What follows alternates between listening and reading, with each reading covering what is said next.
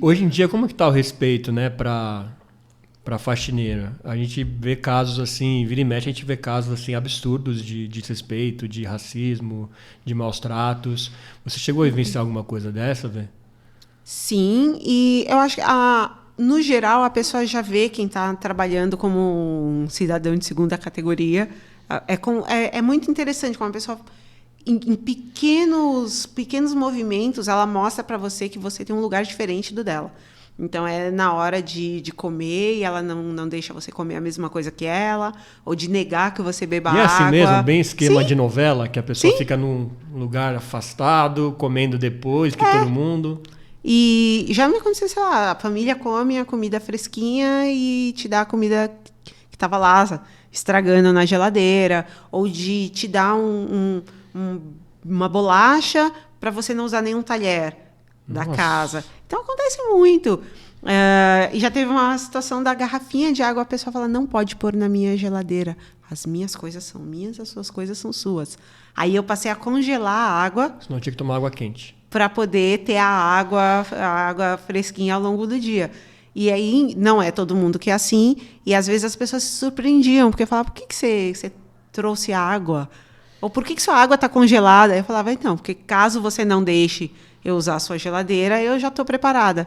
E a pessoa falava, por que eu não deixaria? E aí eu falava, então deixa eu te contar uma coisa. E aí, então, de situação de levar o próprio papel higiênico, levar o talher, levar uma coisa. A minha mochila de trabalho era preparada, assim, para caso Pra tivesse cada louco que alguém, aparecesse. cada doido que aparecesse, eu tinha como dar um jeito ali. Mas é absurdo a gente ter que se precaver desse tipo de coisa.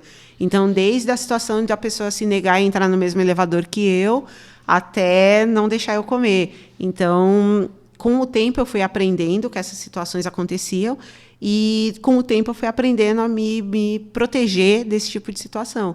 Mas no momento em que as coisas acontecem, é muito difícil você reagir. Eu imagino. Então, eu sempre fico sem reação.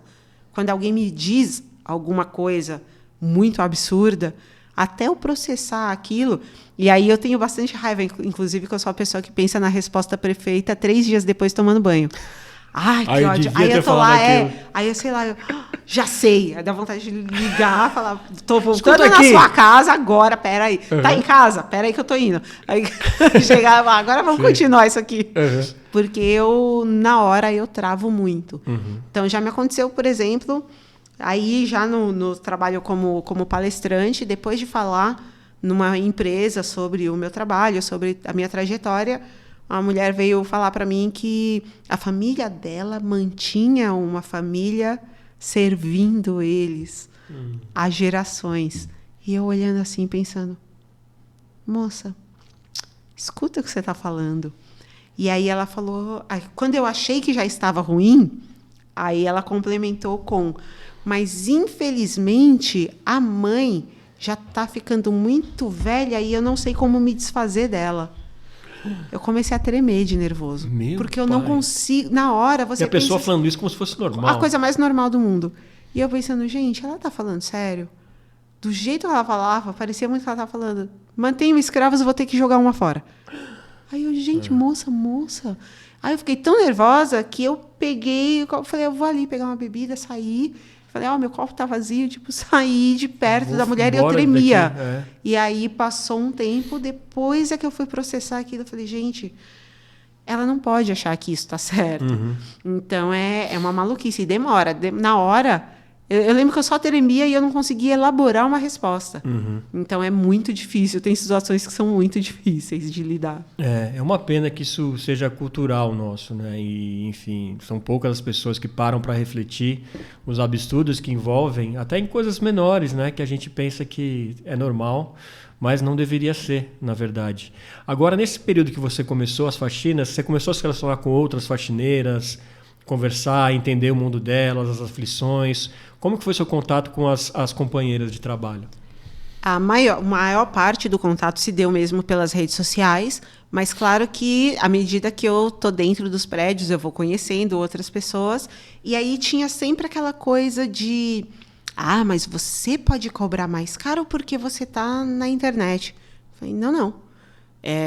Com o tempo, eu aprendi a calcular o quanto eu gastava de transporte, o quanto eu gastava com alimentação, o quanto eu precisava cobrar para poder ter um plano de saúde. Então, eu fui aprendendo a precificar o meu trabalho. E de acordo com o bairro que eu atendia, o horário, a hora do meu trabalho. Então, foi com o tempo também. Eu aprendi tudo na base do erro. Aí eu sempre falo que era no erro e erro, não era tentativa e erro, era erro, erro, erro, erro, erro. Aí eu aprendi alguma coisa. Então, E aí eu fui falando para as pessoas, não é a internet que faz com que eu cobre o valor que eu cobro no trabalho. E eu comecei cobrando muito mal, porque eu não sabia noção, qual era a média de mercado. Eu não fazia a menor ideia de nada. Então, todas as coisas foram muito difíceis. E aí, com o tempo, eu fui vendo, a partir da narrativa delas, o quanto a gente ainda estava muito atrás na questão de direitos, de conhecimento. E eu mesma, com 2, 3 meses de trabalho, de tanto fazer força, eu tive uma hérnia. E aí, uma hérnia na barriga. E eu precisei operar. Eu não era formalizada. Eu tive que ficar 3 semanas em casa, 3 semanas sem ganhar. Aí eu enchi de dívida. E aí é que eu fui descobrir que eu podia ter uma MEI, que eu podia... Se eu tivesse a MEI, eu podia ter pedido auxílio-doença. E eu não sabia de nada disso. Então, é sempre assim... Aí, depois eu comecei a fazer conteúdos assim, as pessoas... Nossa, eu não sabia que podia. Então, achava que faxineira não tinha direito. Então, você começa a explicar. Pessoas que trabalham mais de 3 vezes no mesmo lugar, é um vínculo empregatício, e as pessoas não sabem disso.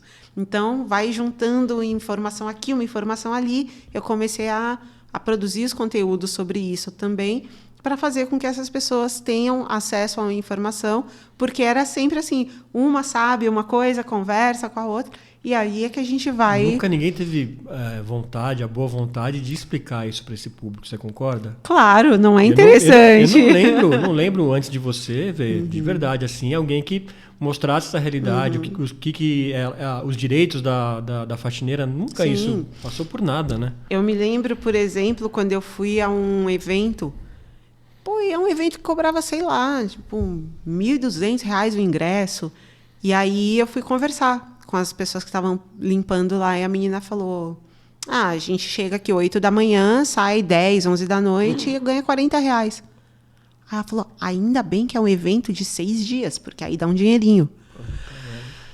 Aí eu falei, então, não, tá errado. E aí a pessoa, não, mas não tá bom. Eu falei, não tá bom. E aí eu falei, sabe quanto você pode cobrar por uma diária desse tanto de trabalho? E aí a pessoa começa a pensar, meu Deus, é sério?